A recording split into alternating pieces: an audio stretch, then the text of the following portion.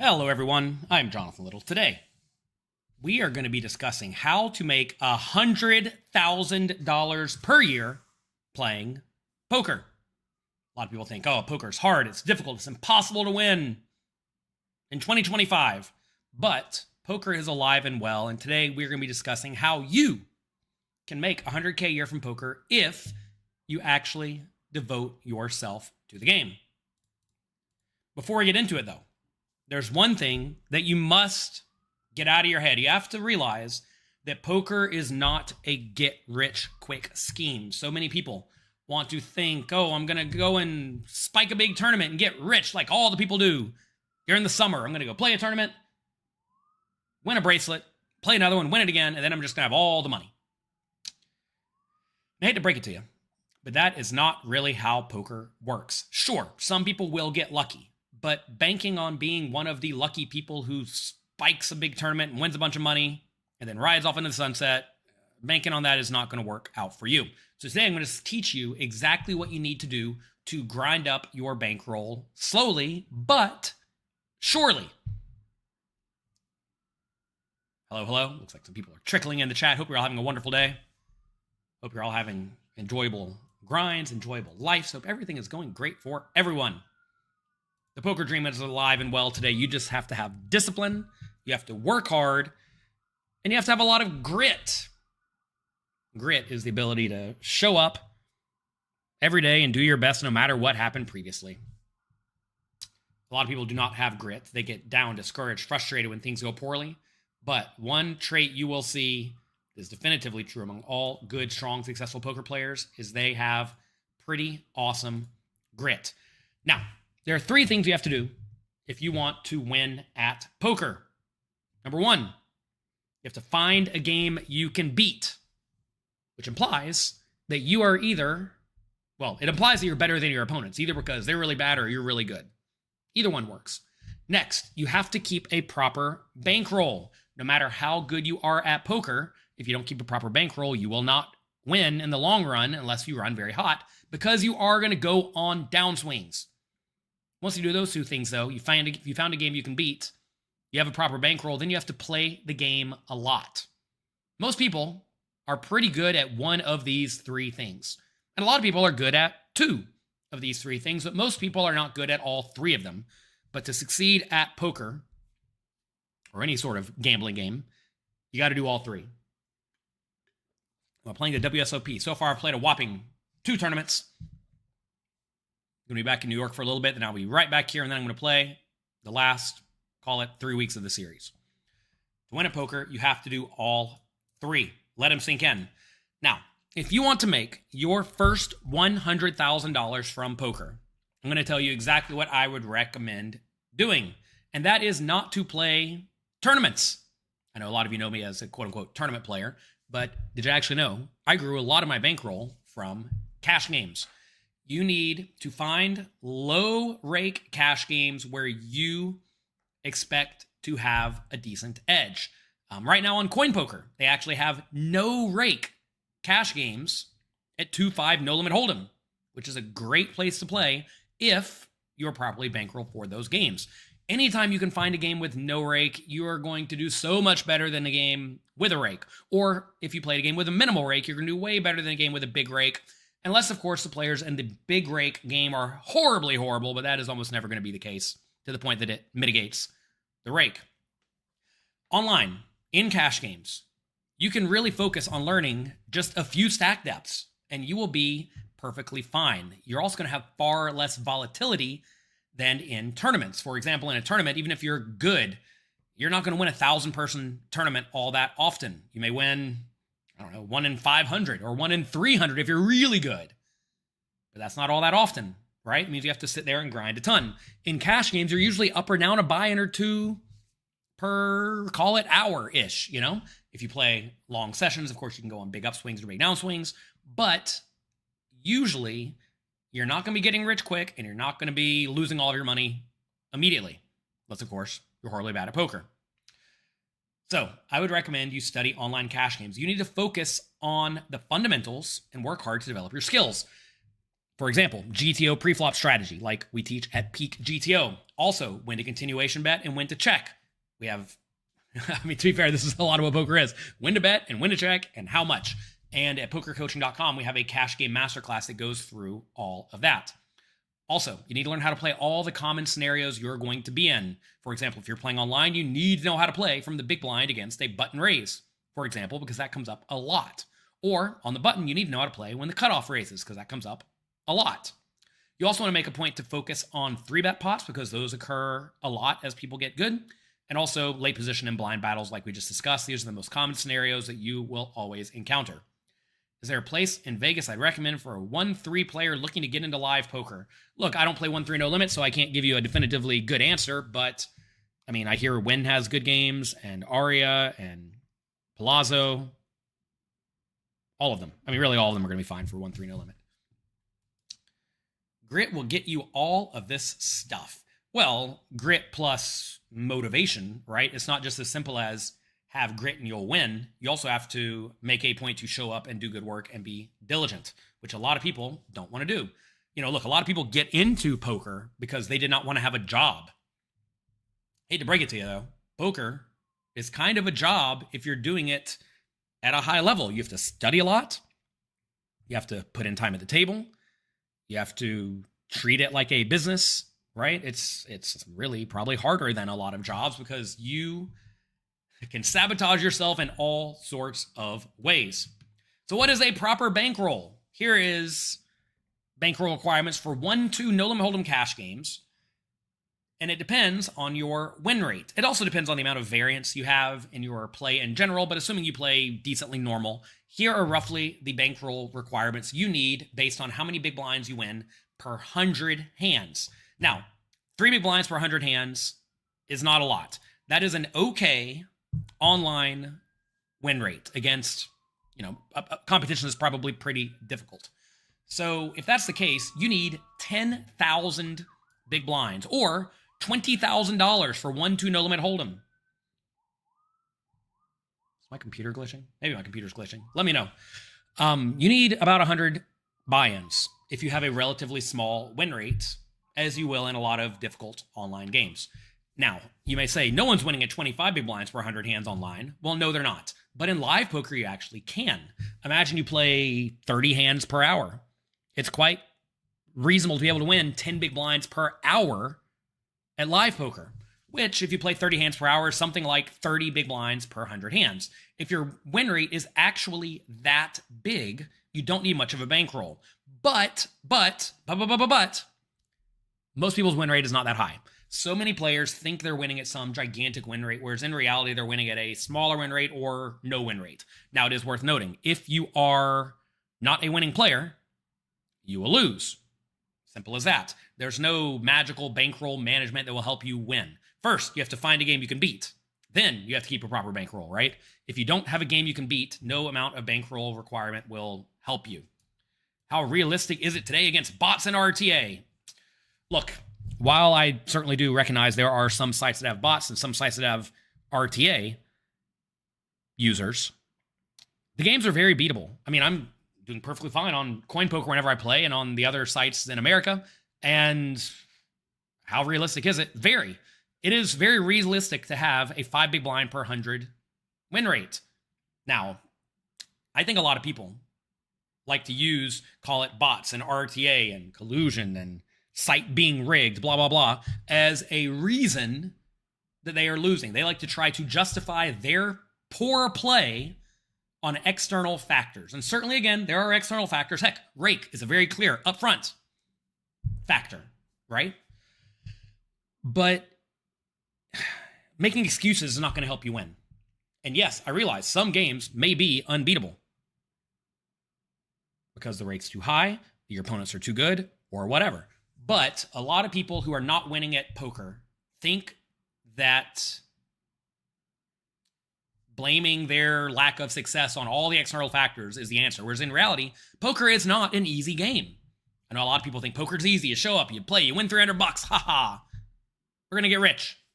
Doesn't work like that, though.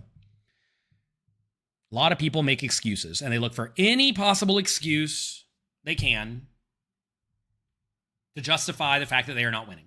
Whereas in reality, you're not winning because you don't have an edge. You have to figure out why you don't have an edge. But again, step number one, find a game you can beat. You missed step number one. There's not much of a difference in quality of players between 1-2 and 2-5. Just move up to 2-5 if the rake is high. Yes, I completely agree that especially in live poker, or even online at the smaller stakes like 5 cent, 10 cent versus 10 cent, 20 cent, whatever, you should probably move up as fast as you reasonably can because the rake is typically proportionally lower in the smaller stakes games. I'm sorry. The rake is typically lower proportionally in the higher stake games. Brain was broken. Like I said, at Coin Poker, they have $0 rake at 500 no limit right now. So anyway, if you are an online player, you're going to need to keep something like 8,000 big blinds or about $16,000 for 1-2. I think that is very reasonable. I personally always kept a bigger bankroll than I thought I needed because I always presumed that I was running hot. If you presume the results you have are lucky, then you'll prepare for much worse scenarios than you're very likely to encounter. I mean, this is something I learned from my very first poker coach, a guy named Bill Seymour. And he basically said, take a look at your win rate, divide it in half.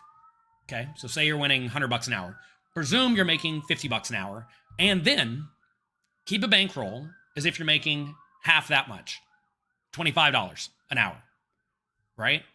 And if you do that, you will always be in action. And being in action is vitally important. Remember, you got to find a game you can beat, keep a proper bankroll, and play the game a lot. We're going to discuss that in just a second. Your parents instilled in you a fear of the world mentality. I mean, look, it's always important to protect yourself from anything that could wreck you, right? Typically, as you move up in stakes, there are still bad players, but the bad players play badly in different ways, and there's typically proportionally fewer of them. You lose because you're bad. You just want to have a fair chance when you get better. Fair look. In all aspects of life, there are people trying to push edges. There are people trying to cheat. There are people trying to beat you. The thing is, though, is that poker's alive and well. Why do you need such a big bankroll? Because you will inevitably go on downswings. A lot of people think, oh, I'm playing 1-2 no limit. I need $1,000. You're not going to make it. Even if you're smashing the game, you need $4,000 for 1-2 no limit. Even if you're totally smashing them. You're going to go on downswings. Back when I was smashing them at Bellagio at 5-10 no limit, I think I had like one $15,000 downswing, which is not a lot, but like I was really crushing the games nice. But even then, still $15,000 is 15 buy-ins, and that's almost this entire bankroll right here, right? If I had only kept a small bankroll, I would have gotten wiped out. But luckily, I was aware of math.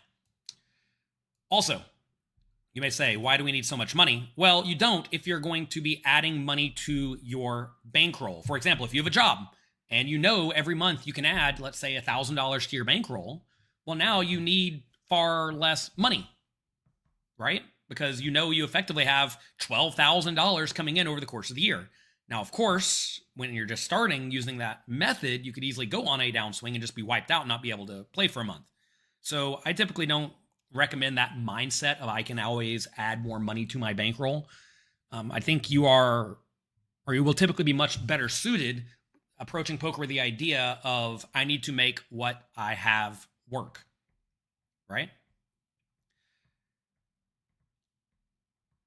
That said, a lot of people end up playing to play, or they play for fun, and they don't actually keep track of what they are winning or losing. I mean, this happens at the World Series of Poker every summer. People go out there with the idea of, I'm going to play a lot of poker, and we're going to see how we do.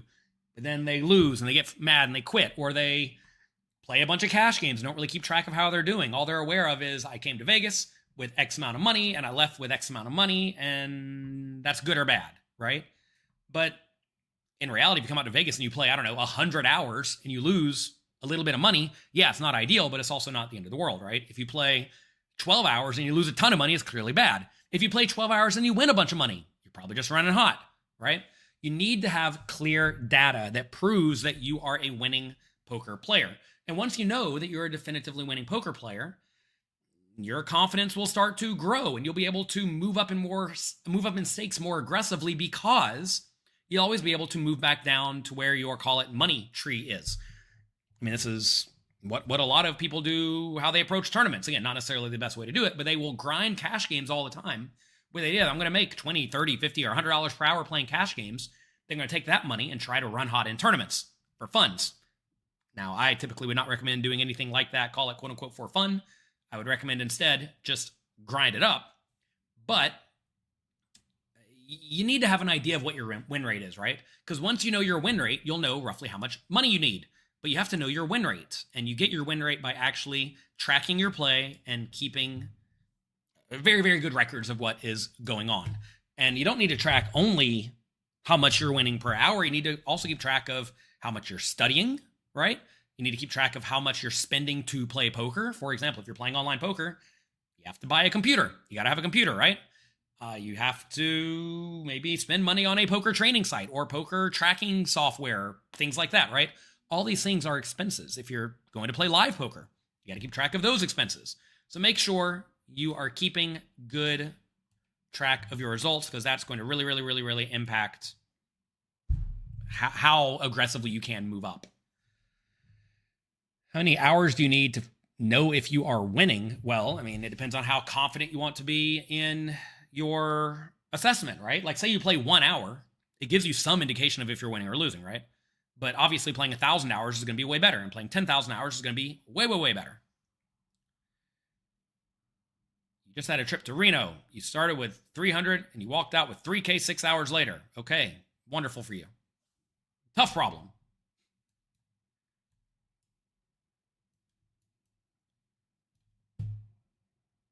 Your significant other doesn't like all the time you spend playing poker. Well, I mean, look, it's important to make sure that you and your significant other are on the same page on most things. If your significant other does not like you playing poker, I would recommend maybe finding something else, or help them understand why you like to play poker. I mean, if you're doing it as a job, I mean, clearly that's great. If you're doing it just for fun and to pass the time, well, that's not so great. Is 10,000 hands a good amount of hands? No, 10,000 hands is a very small sample. If you are an online player playing a bunch of poker, you're going to easily be able to put in 3,000 hands per day, 5,000 hands per day. No, playing 3 or 4 or 5 days online is not enough to give you a really clear indication of what your win rate is. What is the recommended bankroll for 2.5? I literally just showed you the recommended bankroll. This is for 1.2, these dollars. Just multiply it by 2.5, and that will give the amount for 2.5, right? Because 2.5 is 2.5 times the size of 1.2. All right? Next, you got to play the game that you can beat a lot. Volume cures variance. Volume is where the magic really happens in poker. Small samples, 3 days of online play, means nothing. Instead, you got to be willing to sit down and grind through the variance. A lot of people only like to play whenever they are winning or feeling good, or when they just feel like playing. And if they don't feel like playing, they don't play. But consider a job, right? In most jobs, you got to show up whether or not you want to go to work. Simple as that. And if you don't want to go to work, your options are get fired or get in trouble, or just show up and work through it. Poker is no different. You have to sit down and put in volume. If you cannot put in volume, it is exceptionally difficult to make any sort of somewhat consistent money from poker. People always used to be impressed by my consistent monthly results back when I played a ton online. But it's because I played a ton online, right? I would play something like 3,000 to 5,000 sit-and-go tournaments every month. And my results were pretty much straight up. Why? Not because I'm some super genius at poker. My return on investment was not higher than any other good, strong player. But I put in way more volume than everyone else. Same thing back when I used to play at Bellagio all day, every day. A lot of poker players would play only 24 hours a week or something like that. 3 days. 3 short 8-hour days. Whereas I would play 7 12-hour days. And I would make a whole lot more money than them. Now, I certainly was not, call it balanced in life, in that I only play poker all day, every day. But my goal at that point in life was to make as much money as I can in this time period. And that was it. That's all I cared about. I think a lot of people really need to work on solidifying their goals in their mind. And you may realize that, hey, making money from poker is not really my goal. I'm doing this just to pass time or to have fun. And, that's that. You played 7 years and you played 258,000 hands. Well, is that live or online? If it's online, that's not a lot. If it's live, well, it's probably a decent amount. But again, if you're an online cash game player, you can play 3,000 hands a day, right? So you played what?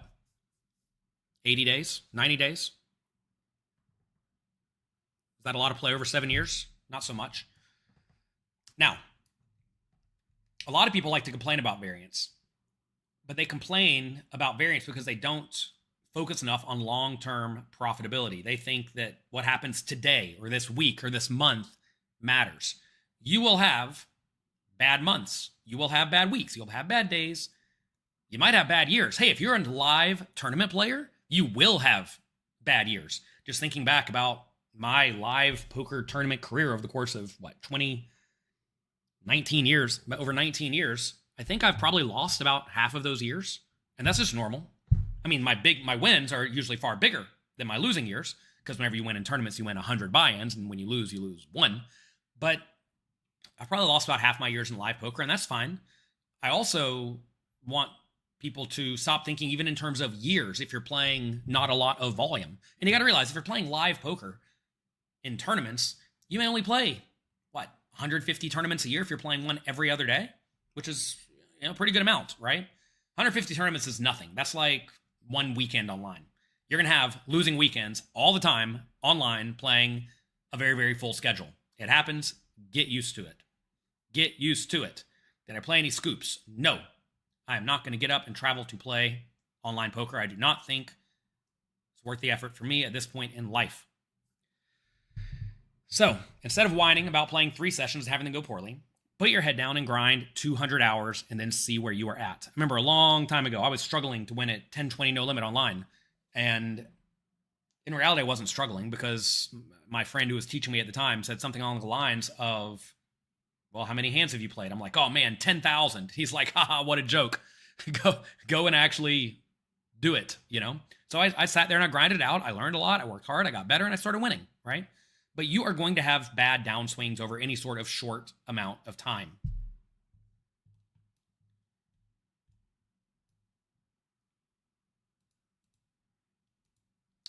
Now, let's talk about how you actually make that $100,000 a year playing poker. If you can obtain a 5 big blind per 100 win rate at 1-2 no limit while playing 4 tables, you're going to roughly double the necessary bankroll within about 3 months. So 4 tabling gives you about 260 hands per hour, or about $26 per hour. Okay? And your expectation over 3 months, assuming you play 40 hours a week, which is not actually all that much, is $12,500 over the course of 125,000 hands played. Now, again, this is not nearly as much as I would even recommend playing if you are trying to win as much money as possible. But 40 hours a week, 4 tabling online, 8 hours a day with 2 off days. I mean, that sounds like a cushy job to me. But if you're barely putting in volume, you will make $12,500 over the course of that 3 months. Now, you're going to want to start moving up to 2.5. You're going to want to move up with the idea that you're going to be playing whenever the best time is, which is usually going to be nights and weekends. And when the games are tougher, because they're proportionally fewer bad players, you're going to want to move back down and play 1-2. You're going to want to play a mix, right? But let's say you do find a way to play 4 tables of 2.5 during peak time. You're only playing 35 hours a week now, but let's presume you achieve the same win rate. Well, now, over the other 9 months, because you already put in the first 3 to double your bankroll to get to 2.5, you're going to play about 355,000 hands, and you're going to make about $89,000 in expectation. Now, again, sometimes you're going to win over the short term. Sometimes you're going to lose it over the short term. You're going to win some, lose some, but it will trickle up. The nice thing about cash games is your win rate will consistently, your profit will consistently trickle up if you are playing with this 5 big blind per 100 win rate. Now, you may find that you may put in 100,000 hands and break even with a positive win rate. That happens. For live poker players, this seems inconceivable that you could play for a year and break even.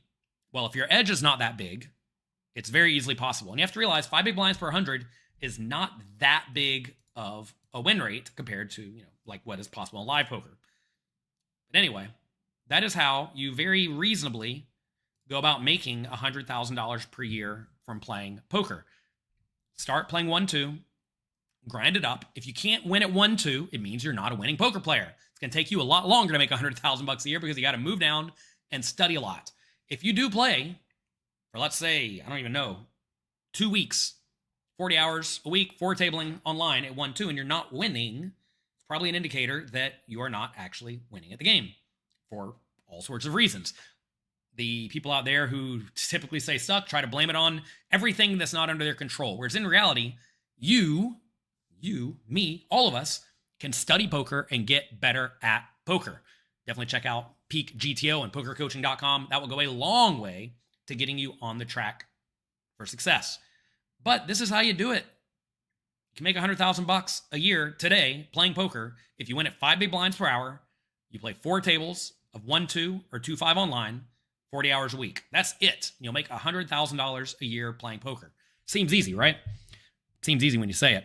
But look, there are obviously plenty of pitfalls because a lot of people can't sit here and be sane for 40 hours a week. But you must do it if you want to be able to win. Recognize, though, process is very, very, very important.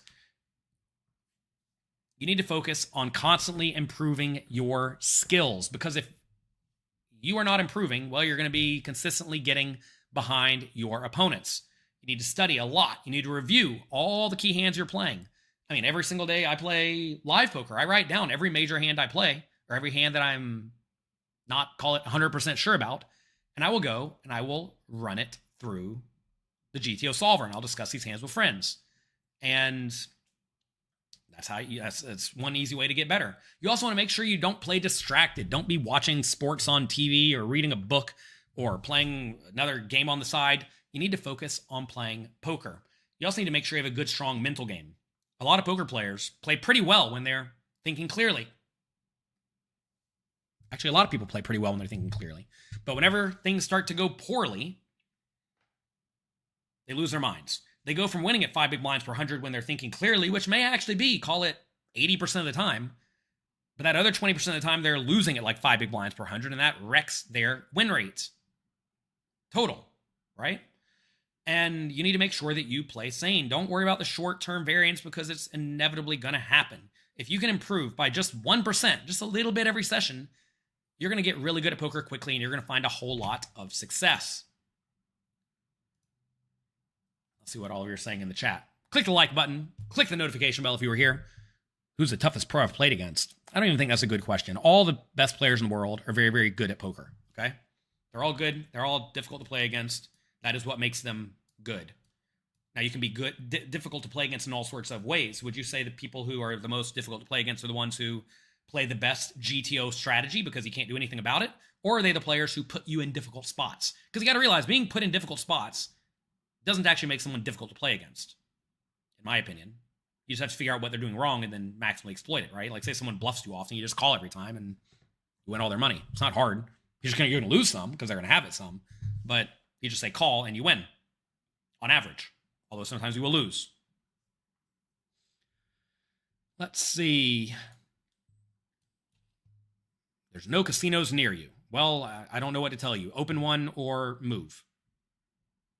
This assumes you make 5 big blinds per 100. Yes. If you don't make 5 big blinds per 100, you're going to, well, if you make it win at less than 5 big blinds per 100, you're going to move up slower. If you win at more than 5 big blinds per 100, you're going to move up faster.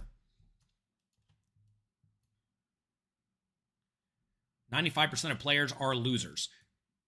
This is actually an interesting question because I don't think it's 95% of poker players. I think it's actually, look, I don't know this for sure, but most of the people in poker rooms playing, or at least a lot of them at the medium and high stakes, are winning. The problem is they move up and then lose it to the winners at the bigger stake. But I do think a lot of the money in poker trickles up from the very small stakes to the medium stakes, and that's where people start doing okay. And in a lot of live casinos or even online middle and high stakes games, a lot of those people are winning. Can you make 100K a year playing 1-2? Well, how about this? I'm going to show you this program I got on my computer. It's really, really new and interesting. It's called a calculator. How much money do you make per hour playing 1 to no limit live? By the way, most things you have to figure out in life can be solved with this little program here. It's cool. Let's say you make $20 per hour. Let's say you play 8 hours per day. Okay? You make $160 per day. How many days do you want to play per year? You're going to be lazy and play 325. Take a whole month off. That makes $52,000 a year. So, if you play 8 hours per day, 325 days per year, you make $52,000 a year playing 1-2. It's a math problem. Most problems in life are math problems. If you're smart enough to make $100K a year in poker, you probably have the brains to make more doing a traditional job. Probably true. How do I feel? I don't know. A lot of people don't want a traditional job. I don't want a traditional job. I know that. What percent of poker is skill? In the short term, some. In the long term, all of it. This is a bad question though. It's like it's an irrelevant question, right? Like say we play one hand of poker. We're gonna play one hand, okay? Here, I got some cards right here. I got some cards. Here are your cards. Here are yours. Okay? You got a good hand. You got a ace and a king. I got this hand. I got a ace and a 7. We're gonna play one hand. Luck or skill? What do you think? You probably know not to fold your ace king, right? I'm gonna put out a flop, turn, and river. Flop, turn, and river. There's no king, or there's no 7, so you win. Are you better at poker than me? Right? It's an absurd question. You want a main event seat, you need to cram. Check out the tournament masterclass at pokercoaching.com. Good luck. Do I have a video covering tracking program? I mean, I just write my hands down when I'm playing live poker, and for online, you should get a program like Hold'em Manager to keep track of everything. What stakes should you be playing based on your peak ELO rating? I mean, look, if your ELO rating on peak is very, very high, you're probably a good, strong GTO player. How do you select tournaments to play? I've played tournaments at this point in life that I think have bad players that I also think ideally provide some sort of decent media coverage. I own a poker training site called pokercoaching.com, and it's good for me to get some media coverage. If there's no media coverage and the players are tough, I'm probably not going to play. Obviously, I have to be playing within my bankroll as well. If I'm not playing with my bankroll, I don't play. Like, I would probably go play Triton tournaments if I had a gigantic bankroll. But I don't got $100 million yet, so not quite there. One day, maybe. So, that is it. That is how you make $100K a year playing poker. Seriously. Find a low rake, decently soft online game, and grind it up. Put your butt in the chair and play. To win at poker, you got to do 3 things. Find a game you can beat, keep a proper bankroll for it, and play it a lot. If you do those things, you'll thrive, and if you don't, well, you're just gambling. Let's see. If you have any questions, feel free to type them in. I'm happy to answer them. Next time you play live, you're going to try to count how many pans per hour you play. I don't think it really, it matters, but it doesn't matter that much. You probably play between 20 and 30. Is it okay to play micro stakes and win a little bit, or should you be trying to move up? Well, look, you have to ask, like, what is the purpose of you playing poker, right? I mean, is it fine to play poker for free? Is it fine to play Tetris or Mario Kart? You can do whatever you want. Everyone's goal, by the way, is not to win money at poker. Everybody thinks they want to win money at poker, but their actions do not make that clear, right? Like, say you want to win at poker, but you spend 99% of your time not playing or thinking about poker. And when you go play poker, you have 16 shots of tequila and you're watching sports. You're probably not playing poker. You're goofing off, right? Which is fine. That's okay to goof off. You should goof off in life. You have to enjoy yourself.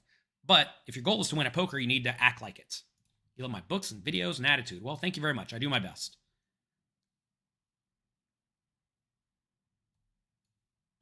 I'm on your fantasy team. You're getting crushed. Well, you probably shouldn't have picked me because I'm only playing about half the series. Sorry. Let's see. If your finances are tight, working a traditional job and playing poker on the side is the right move. Well, look. If you're not a winning poker player and you're not good at poker yet, yeah, you got to get a job and work because that's how you make money. I do not recommend anyone just decide, all right, today I'm going to quit what I'm doing, and I'm going to become a poker player. No, no, no, no, no, no, no, no, no. Take it slow. I mean, I was working 3 jobs back in the day while I was going to college, while I was playing poker. And I still found time to fit in a little bit of poker, right? And then as I got better at poker and I started to prove a win rate, I started quitting my jobs. And eventually I quit all of the jobs. And I quit the college because poker was going so great, right? But if you are playing poker today and you think you're making $10 per hour playing poker, but you have a job making $50 per hour, obviously don't quit your job unless you totally, totally hate it or you don't care about money. Okay? Obviously, find a game you can beat first for a decent win rate. I guess that should be obvious. Find a game you can beat for a decent win rate before you decide to make poker your sole source of income. Is it profitable to battle against other regs? Well, it depends on the scenario and the spot, right? Like whenever I go play tournaments in the Poker Go studio, it's basically all quote unquote regs, but all regs are not equally good. And there are a few recreational players in the mix. That said, you realize your return on investment's not going to be that high. Like I expect to have, 5% or 10% return on investment in tough, high stakes tournaments. That's just the reality of it, right? Does that make sense? Well, it depends on your scenario in life. If you're working with a small bankroll, you certainly don't want to be playing games where your edge is very, very tiny, right? And the thing is, a lot of people who are playing $10,000 and $25,000 buy-in tournaments are not properly bankrolled. So it's actually not ideal for a lot of them. Instead, they want to play much softer events, right? Should you be reg battling at heads up? It is a way to call it test yourself, be able to sit the lobbies without people taking your spots, et cetera, et cetera. So there is merit for that point of view. But look, in general, you have to ask, why are you playing poker? You're playing poker to win money or to push the boundaries and test things. You got to start out with $20,000. That is not what I said. Invest in the S&P 500. I definitely recommend poker players utilize the bankroll they have sitting aside, ideally in somewhat cautious investments, because you don't want your bankroll, or you don't want outside forces heavily impacting your bankroll one way or the other, either to make you super rich real quick or to make you super broke real quick. Yeah, definitely use your money to make money. Don't just have it all sitting in cash underneath your bed. How should a newer player select tournaments to play? If you're new to poker, you need to spend most of your time studying. Once you decide you're going to play, though, you probably want to start playing small buy-in events, ideally that don't have that many players in it. Oh, let's see. You play on WSOP. Can you track your hand? I don't know. I'm not in charge of that. You need to email their support or search Google. There's this other cool program called Google that will let you know which sites allow which different types of tracking programs. Is there a big skill difference between online and live? Yes, online players are far better than live players. Live players are substantially worse for all sorts of reasons. I'm sure I have a video or article on it somewhere. We're not going to go through it today. But no, online poker is way tougher than live. Do I have my cash game setting to auto top up? Yes, always.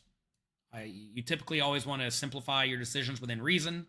And it's hard to know. It's at least hard for me to jump from, let's say, like a 40 big blind strategy, an 80 big blind strategy, 75 big blind strategy, 120 big blind strategy, all on the same games. I mean, I realize that's what tournaments are, but typically if you are better than your opponents, you want to have as much money on the table as possible, because that will allow you to make more advantage of your edge. For example, would you like to play with 1 big blind or 100 big blinds? Well, it's up to the good players that want to play for 100 big blinds. Is this stream going to be a YouTube video? All videos on YouTube are on YouTube. This is on YouTube. You're literally talking on YouTube. Yes, this will be on YouTube. I think there's a live section and a video section on YouTube. This will be in the live section because here we are live. What bankroll is required for spin and goes, it depends on the structure of the spin and goes. It's not just as easy as how much money do I need for spin and goes, because some of them, they have like one gigantic spin and go prize. Others have lots of smaller prizes on average. So I don't know. It depends on the structure. Your playing stakes much lower than your income. And are you being too nitty? Well, again, you have to ask, what is the purpose of you playing poker, right? If you're playing poker for fun or not really to make as much money as possible, then sure, keep a huge bankroll. What's the difference, right? You're not playing as your livelihood, right? I mean, heck, in theory, I play way smaller poker stakes than I'm bankrolled for. I could go over there and battle at Tritons, but I don't want to. Seems too risky, right? So you have to figure out what level of risk tolerance do you want and if it's worth the potential payoff, right? But no, look, if you have a good job and you're playing poker for fun, I would probably just recommend playing as small as reasonably possible, right? Because you're not really playing to make a living, you're playing, call it, for fun. If anyone has any other questions, feel free to type them in. Happy to address them. By the way, we have a $1 buy-in, $1,000 added free roll on Coin Poker. Check it out at pokercoaching.com/free roll. Actually, it's not a free roll. It's a $1,000 added tournament. It's a $1 buy-in. Similar enough. $1,000 added every week for poker coaching, for the poker coaching community. So that's going to be it for today. That's how you win at poker. Find a game you can beat, keep a proper bankroll, and play it a lot. Did I say $1 buy-in free roll? That is exactly what I said. It's basically $1 buy-in, a $1 buy-in free roll. LOL. $1 isn't free, Jonathan. No, the $1,000 added is. And it's not one of those free rolls that has like 1,000 people in it. It's far smaller in terms of players, so you actually get a pretty good amount of value from it. What are my thoughts on knockout, bounty tournaments, etc., etc.? Are they softer or better value? Well, look, if you're a good, strong winning poker player, what payout structure would you prefer? Take a second to think about it. If you're a good, strong winning poker player who thinks you have an edge in the field, what payout structure do you want? And alternatively, if you're the worst player in the field, what payout structure do you want? 5-10 is harder today than it was 10 years ago because people get better at poker. If you are a good, strong, winning poker player, you want all the money to go to first place. Why? Because you're more likely than everybody else to take first place. Now, if you're a losing poker player, you want the money to be distributed either to the people who bust first, or, since that's never going to happen, you want the money distributed randomly, which is exactly what knockout tournaments do. Knockout tournaments distribute the money somewhat randomly. So who is that good for? Well, that is good for the bad players. So at first glance, bounty tournaments are quite bad for good players because the money is distributed kind of randomly. It's not exactly randomly, but it's way more random than first place gets all the money, right? So that's not good. That said, people will play worse in bounty tournaments because there's one more thing people have to think about. You have to convert the remaining bounties to chips, right? And if you're playing one of the mystery bounties or progressive bounties, that number is going to change as play progresses, right? So if people are going to play substantially worse in those scenarios, then that's obviously better for you. So there's two competing factors here, right? The structure is really bad for good players, but the payouts may result in people making gigantic blunders that hopefully you do not make. Now, you always have to make sure you're being aware of this, right? Because sometimes bounties are worth a lot, sometimes they're not. But I typically don't like bounty tournaments. I don't think I'm like, I don't want to have to focus on the bounty prize pool as like part of the game. I realize it is part of the game, but I typically shy away from bounty tournaments for that reason in general. But I mean, if it's there, I'm going to play it, right? I played a tournament the other day, the World Series with a bounty. I do think it's nice that a lot of the bounties now are not at the beginning of the tournament in live poker. They're only once you're in the money, so that still puts all the money in the top 15%. But they're still distributed kind of randomly at that point, which is not really ideal.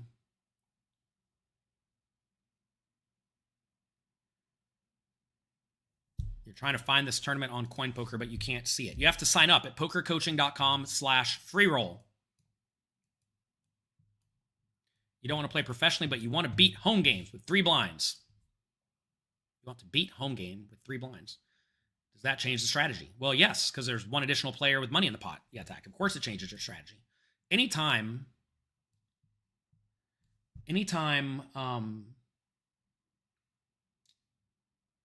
the structure changes, for whatever reason, that should change your strategy. It's like I'm playing limit hold'em versus no limit hold'em. Is that different? Of course it's different. Bounty tournaments are more top-heavy than regular freeze-outs. It depends on the structure of the bounty tournament, right? Obviously, the person who wins the tournament is more likely to collect the bounties in general. Are large field tournaments different than small field tournaments? I mean, a little bit, but like not really. Small field tournaments are nice, though, because you have less variance because there's way fewer players. Is it easy to win at poker? Your brother said he's a pro. Sometimes. Depends on how bad your opponents are. You pulled the second biggest bounty in the 3 bust outs for more than first place money. Well, that's lucky. But typically you don't want to be rewarded for your luck. You want to be rewarded for your skill, and money being paid out randomly is not good for good players in general.